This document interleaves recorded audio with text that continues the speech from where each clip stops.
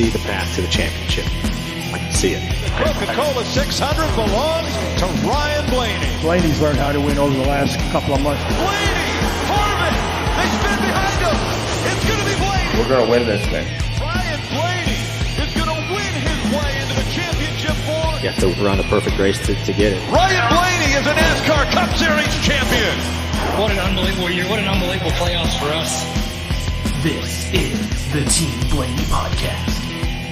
Let's welcome your reigning NASCAR Cup Series champion, Ryan Blaney, back to the Team Blaney Podcast. Ryan, thank you for sitting down with us once again. Yeah, fellas, no problem. Nice to be back. First off, congratulations on completing the career sweep at Iowa with your Cup victory on Sunday. That had to have been a special win for you and the whole 12 team. Yeah. What cool weekend, all around, and not really knowing what to expect going into the weekend with the new pavement and things like that. And then, you always wanted to win inaugural races, right? That's just kind of a cool thing to have with you and your team, and to fight back and put together, honestly, like 3 solid weeks. We were great at Gateway, and it just didn't happen for us, and ran really well at Sonoma, and then to cap it off at Iowa. So I think we're really kind of getting into our rhythm.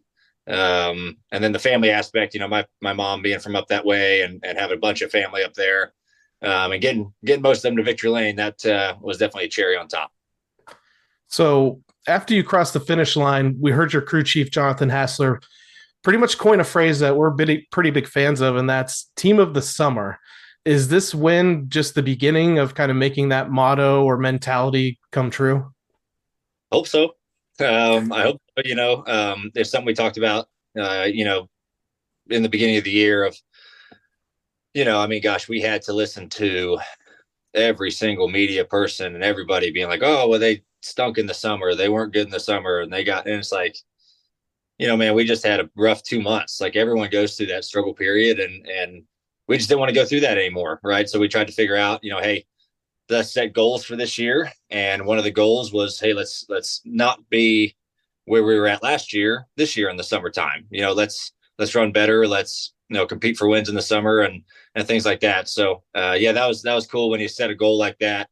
And then, you can go out and capitalize on it. Hopefully that spells for good things to come. I want to ask you about the final 80 laps of the race. For us at home, edge of our seat, anxiety.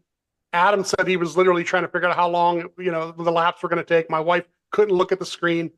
What's it like in the car, especially running out in front like that? How do you concentrate? Or you just kind of like get in the zone and just kind of like every corner, concentrating on that? Yeah, I feel like a lot of that is just kind of, you just get in the zone and you just kind of tune out. You just logging laps and I would ask for, kind of a lap update, how many to go every so often, maybe 20 laps or so. And then just trying to manage a gap to the 24. I was fine with him being within 0.8 or a second. I didn't really want to have to push any harder than that. That's fine. Him being where he was, and tried to save our stuff as much as I could, because, I knew if it went green, we were going to get to lap cars, and that's going to be the race, right? How can you get through lap traffic? And the run before that, in the second stage, when we were leading, and we had that long run, I got to lap traffic and I kind of used my stuff up, and I couldn't pass anybody anymore. So I didn't want that to happen. So I was very kind of having that in the back of my head. But then, you just kind of zone out and just do your thing and try to pay attention to your gap, and don't have to push any harder than what you need to be, just in case, he starts closing at the end. You want something left in the tank where you can push a little bit harder. And I did have to push a little bit harder about the last 10 laps. I was starting to struggle a little bit on the 2 tires, and he made a little bit of ground up, but luckily we had a little bit left kind of pace wise in our car to be able to hold him off there and get through lap cars clean, and not let him really close the distance in lap traffic. I think that was a really good thing. And it was a big testament of how good our car was that we could do all that stuff. Now, you mentioned this a little bit at the top, but the group of friends and family out there in the crowd, that was really cool to see. A lot of fans, and us especially, are really familiar with your dad's side of the family and the racing legacy. How cool was it for you and your family for the spotlight to kind of shine on your mom's side for once? Yeah. I feel like, you said it best of it's kind of always on my dad and dad's side and his racing family, but, mom's just as big of a part of it. And and it's nice when we can go out there. A lot of those folks, that were there, they were there back in 2012 when I won my first truck race, and they've been at that race almost every time that I've run there through the years. And it was just cool to have a family support like that, and they're not too far from down the road. So that's a special moment, to celebrate with them. It's always special when you can have like your immediate family there, like, my parents, sisters, Gianna, in Victory Lane. But when you can have maybe family you haven't seen in a while or don't get to see very often, whenever you can share that with them, like that's even better. So it was cool. I was happy that they kind of highlighted that stuff. And then, gosh, us doing the job that we did, of kind of capping the weekend off, especially with all of them in the crowd and so much on the line.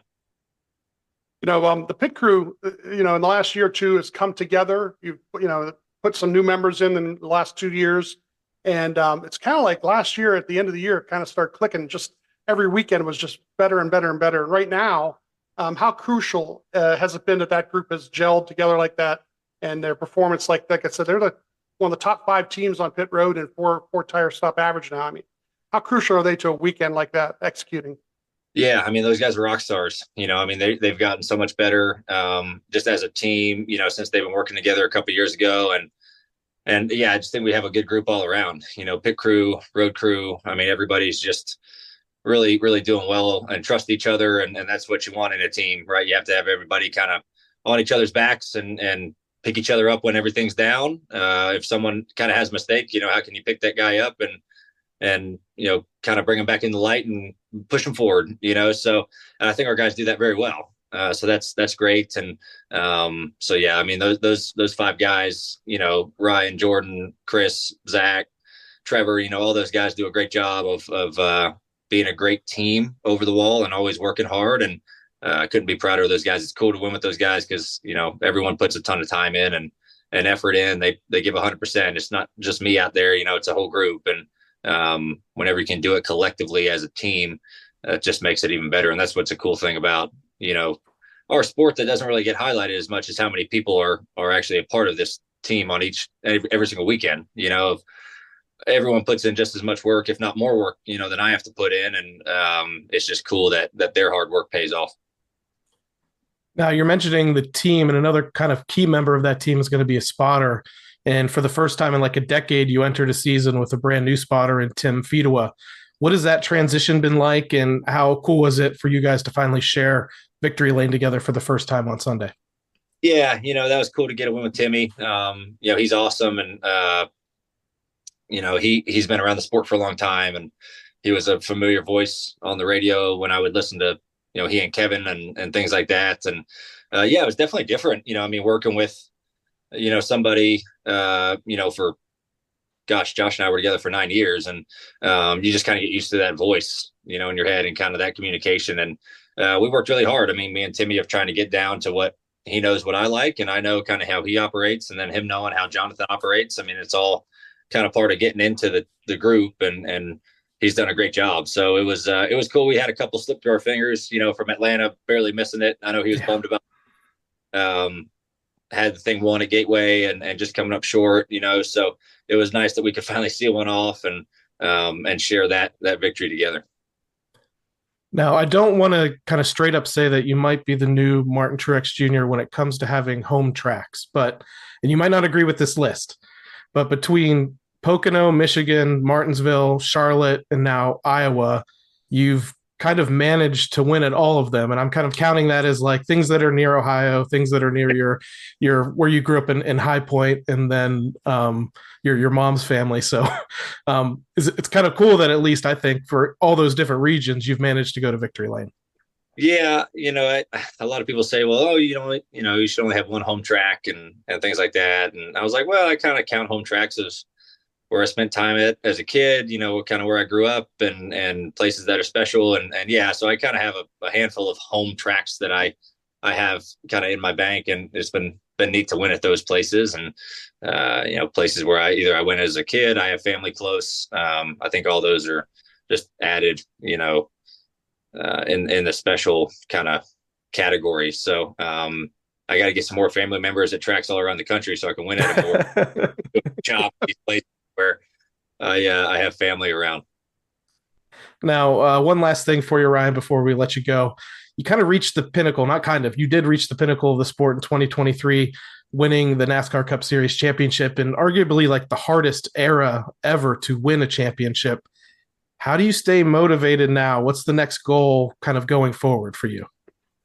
Yeah, I mean, I think no matter what era, it's hard to do it in. And it was cool that we kind of all came together and made a push towards it last year. And I think, we are in the unique position that one person a year is in, is that how do you go back to back, and how do you win another one? And, no one's gone back to back in this new format, since it started in 14, I think it started in this type of format. So that'd be a cool, thing to have on your resume, to be the first guy and first team to go back to back in this playoff format. And I think this group is poised to do it. It's just a matter of we did it last year. How do we figure out to do it again? There's a lot of factors that go into it, but all we can do is just have a similar goal, which we all have, and try to do the best we can to achieve it. And if it doesn't happen, it doesn't happen. If it does happen, that's awesome.